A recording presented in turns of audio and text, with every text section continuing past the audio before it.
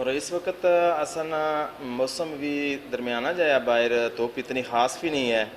असन इस वक्त जी बिजली जनरेट हो रही है LCD पर देख लो कि 3200 वाट जनरेट हो रहे हैं।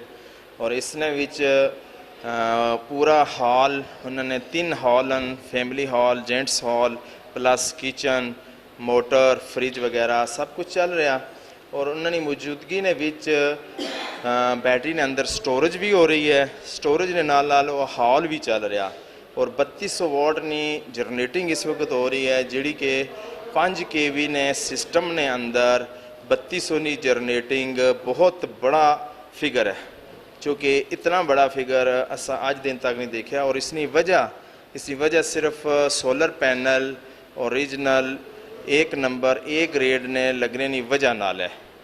वगरना अगर सोलर पैनल इस B ग्रेड होने तो ये 3200 वाट की जगह 1620 निकालना बहुत मुश्किल सी।